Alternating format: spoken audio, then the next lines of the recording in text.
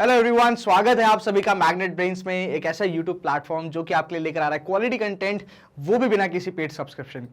हमारे पास बहुत सारे कमेंट्स आए, बहुत सारी क्वेरीज आई, कॉल आ रहे हैं, कमेंट्स आ रहे हैं ऑफिस में कि मैम सर जो आप लोगों का कंटेंट है वो हमको कैसे मिल सकता है, उससे हम कैसे पढ़ सकते हैं। It will be beneficial for us कि आपका कंटेंट हमारे सामने हो और आपकी वीडियोस हमारे स्क्रीन पे चले।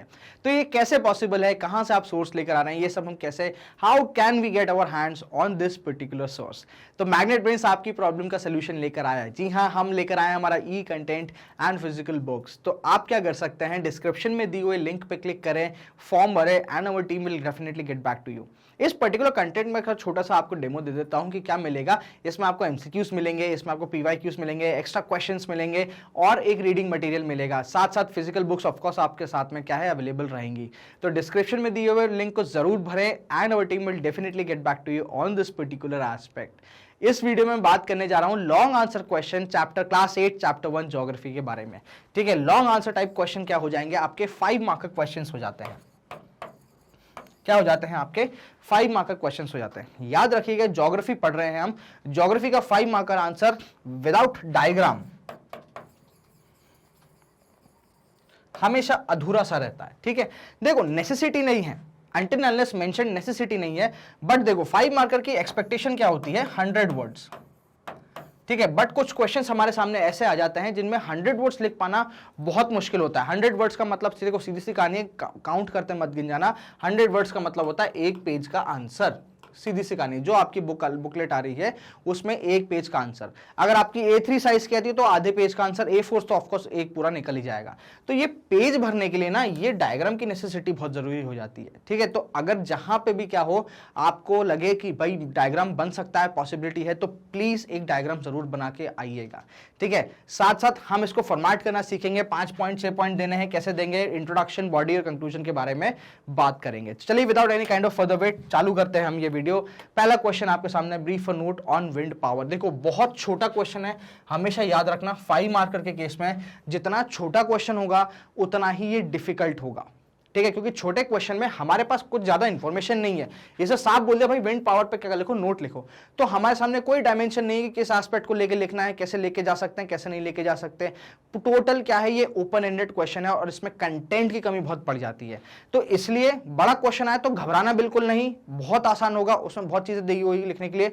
छोटा क्वेश्चन आ जाए तो थोड़ा बहुत नर्वस हो सकते हो। चलिए इस पर्टिकुलर पावर पे क्या करेंगे, विंड पावर की बात आएगी तो विंड पावर सबसे पहले इंट्रोड्यूस करेंगे, बॉडी में बात करेंगे तो कैसे काम करेगी और कंक्लूजन में इसके फ्यूचर एस्पेक्ट्स। ठीक है, ये देंगे। पहला क्या देंगे, इंट्रोडक्शन कि what is wind energy,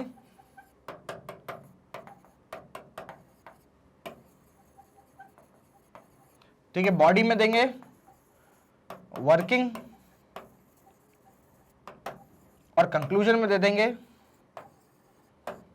future aspect. ठीक है, क्या दे देंगे, फ्यूचर एस्पेक्ट। तो इस पर्टिकुलर हमारे सामने मैंने आपको क्या कर दिया, सामने डायमेंशंस प्रोवाइड कर दिए कि इस प्रोवाइड में या इस डायमेंशन के बेसिस पे क्या कर सकते हो, आप एक अपना आंसर फॉर्म कर सकते हो। देखिए हम तो आपके लिए लेकर आते हैं एक रॉ फॉर्म में आंसर कि भाई ये कंटेंट क्या होना चाहिए, एक मॉडल होना चाहिए, बट जरूरी नहीं है कि आप ये सेम कंटेंट आपके आंसर शीट में क्या करते हैं, छाप दो। देखो पढ़ो, बहुत सारी बुक्स पढ़ो, यहाँ से आके गाइडेंस लो कि कैसे पढ़ना है, क्या पढ़ना है, कोई चीज को समझो यहाँ पे आके। बट अल्टीमेटली जब आंसर राइटिंग की बात होती है तो वो आप ही की खुद की कला है, और ये कोई भी स्किल होता है ना, कोई भी आर्ट फॉर्म होता है ना, इसको प्रैक्टिस कर करके क्या हो सकता है, इंप्रूव करा जा सकता है।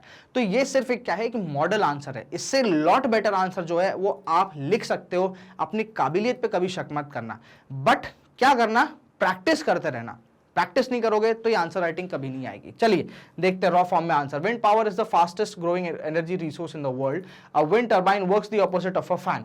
Instead of using electricity to make wind, a turbine uses wind power to produce electricity. तो ये क्या हो गया, आपका इंट्रोडक्शन आ गया।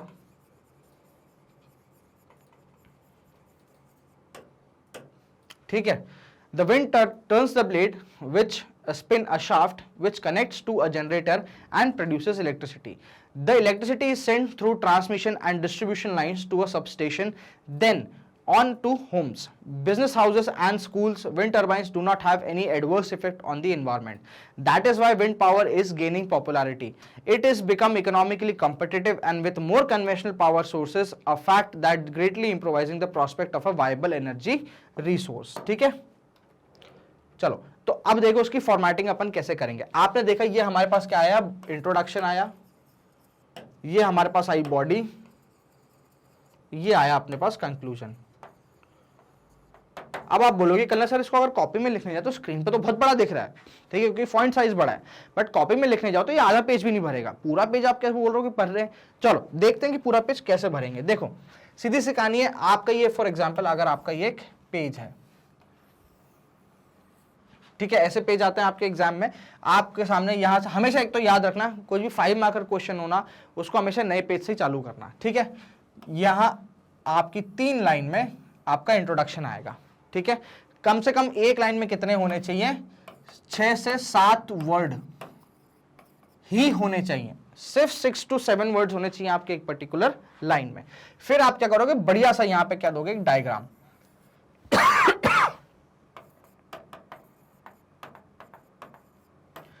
आप क्या कर सकते हो, ऑनलाइन एक बहुत सिंपल डायग्राम सर्च कर सकते हो, उसको बना सकते हो, नहीं तो आप समझ लो। देखो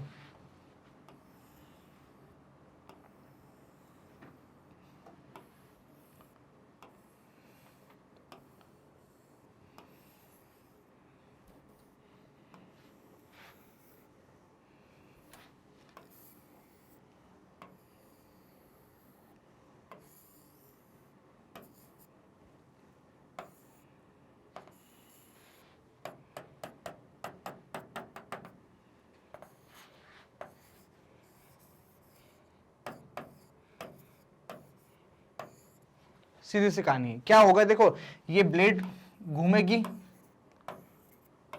ठीक है, उससे क्या होगा, ये रोटर बेल्ट जो है, belt will rotate, belt rotate होगा तो नीचे क्या होगा, जनरेटर, और जनरेटर फिर फाइनली क्या होगा, ये लाइंस के, इलेक्ट्रिक लाइंस के थ्रू हाउस में बिजली पहुंचाएगा। ऐसा करके आप क्या कर सकते हो, डायग्राम बना सकते हो। और यहां पे लिख सकते हो विंड एनर्जी थ्रू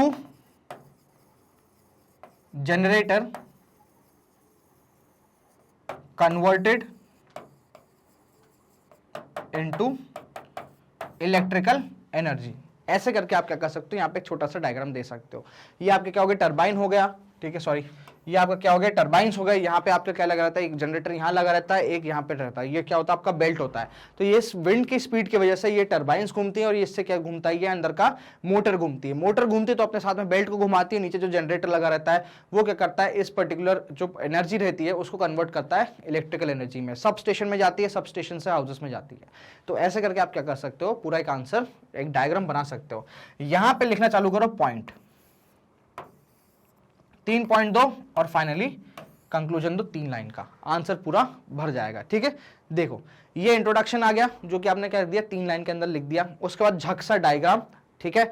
उसके बाद देखो पॉइंट नंबर 1, पॉइंट नंबर 2, और फिर पॉइंट नंबर 3, और फाइनली कंक्लूजन जो है, आप जो फ्यूचर प्रोस्पेक्ट दे रहे हो वो आप लिख सकते हो, ठीक है। तो ऐसे करके हमको क्या करना है, आपका पेज पूरा भरना है। डायग्राम जहां पॉसिबिलिटी है वहां डायग्राम बनाओ, जहां पॉसिबिलिटी नहीं है वहां क्या बनाओ, फ्लो चार्ट बनाओ। तो अब इस विंड एनर्जी की जब हम बात करते हैं तो इसमें डायग्रामेटिक एक्सप्लेनेशन पॉसिबल हो पाता है। तो हमको क्या करना है, यहाँ पे डायग्राम बनाना है, ना कि एक फ्लो चार्ट। समझ में आया? तो ये हो जाएगा आपका पूरा क्या, एक टाइप से मॉडल आंसर। चलिए, what are abiotic resources. Again देखो लॉन्ग आंसर टाइप क्वेश्चन है, बहुत छोटा सा दे दिया है। ए बायोटिक रिसोर्स है क्या? तो सबसे पहले आप क्या रिसोर्स को डिफाइन करोगे, इंट्रोडक्शन में क्या करोगे आप, रिसोर्स को डिफाइन करोगे, ठीक है। फिर आएगा आपका एक क्या, फ्लो चार्ट, ठीक है। इस फ्लो चार्ट में क्या आएगा आपका, बायोटिक और ए बायोटिक आप बताओगे, ठीक है, on the basis of origin, ठीक है। These resources are classified into 2 such as biotic and abiotic. उसके बाद बॉडी में क्या करोगे आप, ए बायोटिक को समझाओगे, ठीक है, और फाइनल कंक्लूजन में उसके इंप्लीकेशन।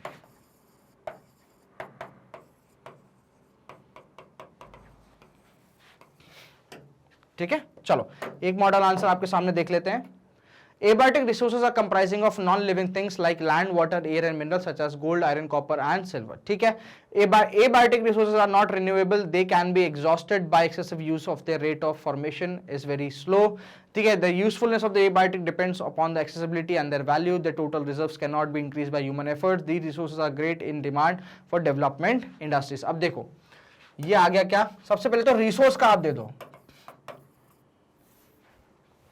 सबसे पहले आप क्या करो, इंट्रोडक्शन की जब बात आए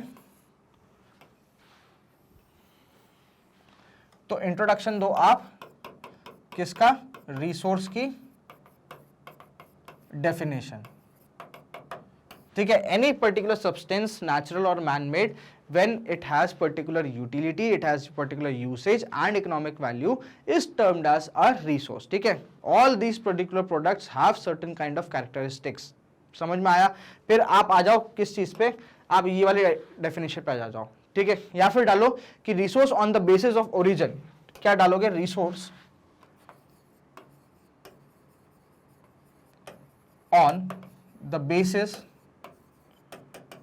of origin can be classified into further. ठीक है, पहले डालो बायोटिक और एबायोटिक, यहां पे लिख दो एग्जाम्पल, यहां पे डाल दो एग्जाम्पल। तो ये कम से कम ये जो चीज है ना, ये देखो आपने रिसोर्स की डेफिनेशन जो है अगेन 3 लाइन में डेफिनेशन दे दी मैक्सिमम, फिर एक आप लाइन लिखोगे कि resource on the basis of origin can be classified into further. फिर यहां पे आ जाएगा क्या, आपका flow chart.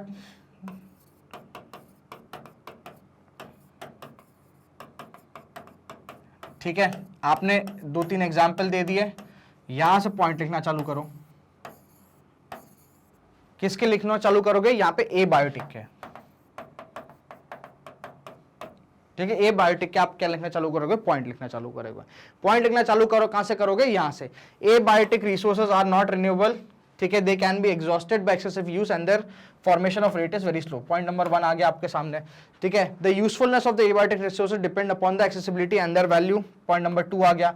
The total reserves can not be increase by human efforts. Point number 3 आ गया। These resources are in great demand for the development of industries. Point number 4 आ गया। समझ में आया। ऐसे आप क्या कर सकते हो, अपने पॉइंट 4 पॉइंट आपके सामने पुट फॉरवर्ड कर सकते हो। समझ में आया, पक्का, कोई डाउट तो नहीं। 4 पॉइंट अगर यहाँ पे आ जाएंगे, देखना 1 2 3 4, तो एटलीस्ट थोड़ा सा स्पेस बचेगा, दैट इज फाइन। हमको 100 वर्ड्स भरने की जरूरत नहीं है, हमको बस दिखाना है कि हमने 100 वर्ड्स भरे।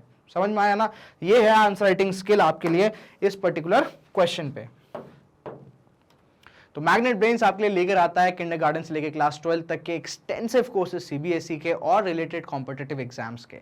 आप हमारी वीडियोस देख सकते हैं हमारे यूट्यूब प्लेटफॉर्म, हमारे मैग्नेट ब्रेन्स ऑफिशियल वेबसाइट, और आ सकते हैं हमारे एप्लीकेशन पे। आपसे किसी भी टाइप का कूपन कोड नहीं मांगा जाता। 100% फ्री एजुकेशन मैग्नेट ब्रेन्स सिर्फ आपके लिए डेडिकेटेडली लेकर आता है। हमारे रेगुलर अपडेट्स के लिए बने रहिए हमारे यूट्यूब चैनल पे। चैनल को सब्सक्राइब करें, वीडियो को लाइक करें एंड शेयर करें। ऑफकोर्स आपने, आई होप आपने कुछ नया जरूर सीखा होगा, तो प्लीज इसको अपने पीएस ग्रुप में शेयर करें and spread this video as viral as you can. ठीक है, और हमें बने रहिए हमारे सोशल मीडिया हैंगआउट्स पे, जो कि Instagram, Facebook, Telegram and Twitter पे।